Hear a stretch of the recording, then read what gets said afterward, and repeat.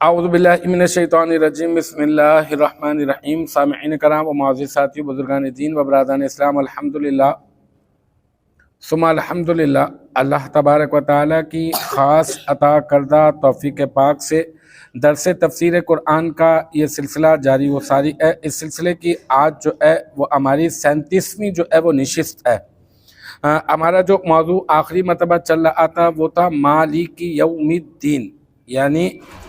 یوم جزا کا مالک، اور یوم جزا یعنی یوم آخرت، قیامت کے دن کا مالک، اور قیامت کے دن کا مالک کون ہے؟ وہ ہے اللہ تبارک و تعالی۔ اب آج جو ہم لوگ بات کرنے والے ہیں وہ ہے ایاک نعبد و ایاک نستعین، ٹھیک ہے؟ یہاں پر پہلے تو اللہ تبارک و تعالیٰ کی ہم نے کی حمد بیان، ہم نے اللہ تبارک و تعالیٰ کو خالق حقیقی مانا، اور ہم نے کہا کہ اے ہمارے پروردگار، تمام جہانوں کی جو ہے وہ تعریفیں، تمام جہانوں کا مالک تو ہے، اور تمام تعریفیں اے ہمارے پروردگار صرف اور صرف تیرے ہی لیے ہے، یہ ہم لوگوں نے کہا۔ پھر اس کے بعد ہم نے کہا اللہ تبارک و تعالیٰ کی ربوبیت کا اقرار کرنے کے ساتھ ساتھ، اس کی قدرت کے بارے میں بیان کرنے کے ساتھ ساتھ، اس کا اظہار اور اعتراف کرنے کے ساتھ ساتھ ہم نے یہ بھی اظہار کیا کہ اے ہمارے پروردگار تو رحمان ہے، تو رحیم ہے۔ پھر ہم نے یہ بھی کہا کہ اے ہمارے پروردگار تو جو ہے وہ یوم جزا کا مالک ہے، اور آخرت پہ تیرے ہی پاس اختیار ہے، اور ویسے تو ہر شے کا اختیار تیرے ہی پاس ہے، لیکن آخرت کی میں نے آپ کو بتایا تھا کہ ذکر کرنے کی وجہ یہ تھی کہ تاکہ اس میں رغبت جو ہے وہ ہماری زیادہ پیدا ہو۔ پھر اس کے بعد یہاں پر اللہ تبارک و تعالیٰ نے ارشاد فرمایا کہ ایاک نعبد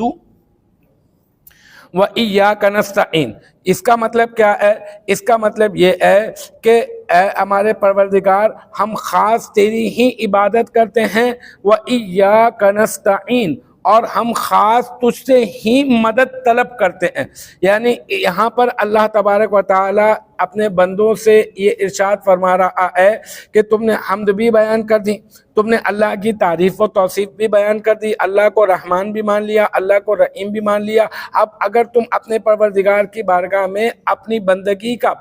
کا اظہار کرنا چاہتے ہو، بندہ بندہ ہی ہے نا، عبد عبد ہے، معبود معبود ہے، معبود وہ ہے جس کی عبادت کی جاتی ہے، مسجود وہ ہے جسے سجدہ کیا جاتا ہے، اور ہم ساجد ہیں، ہم عابد ہیں، ہم عبادت کرنے والے ہیں، ہم کبھی معبود ہو ہی نہیں سکتے۔ لہذا جب ہم اپنی بندگی کا اظہار اپنے پروردگار کی بارگاہ میں کریں تو اللہ تعالیٰ نے ہمیں یہ طریقہ ارشاد فرمایا کہ تم یوں کہہ دو کہ ایاک نعبد، کہ ہم خاص تیری ہی عبادت کرتے ہیں، وَإِيَّاكَ نَسْتَعِينُ، اور خاص تجھ سے ہی مدد طلب کرتے ہیں۔ اگر کوئی آپ کی مدد کرتا ہے، چاہے وہ جسمانی مدد ہو، چاہے وہ روحانی مدد ہو، چاہے وہ جو ہے وہ کسی بھی طرح سے کسی دوا کی صورت میں جو ہے وہ مدد ہو، کسی سامان کو اٹھا کر دینے کی مدد میں کوئی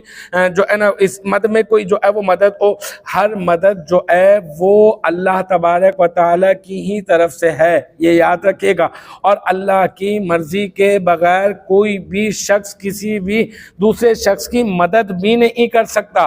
صرف اور صرف مدد خالق جو حقیقی جو مددگار ہے نا، وہ صرف اور صرف اللہ تبارک و تعالی، اس کے علاوہ اور حقیقی طور پر کوئی مددگار ہو ہی نہیں سکتا۔ اور حقیقی جو ہے وہ معبود جو ہے وہ کون ہے؟ وہ پروردگار۔ اچھا، اب یہاں پر یہ سمجھ لیں کہ کیا لفظ استعمال ہوا؟ نعبد، ہم عبادت کرتے ہیں۔ اب عبادت اور تعظیم یہ دو چیزیں ہیں، یاد رکھیے گا۔ عبادت کا مفہوم بہت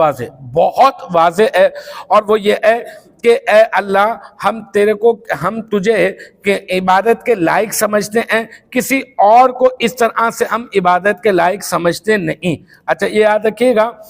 کہ کسی کو عبادت کے لائق سمجھتے ہوئے اور اس کی تعظیم،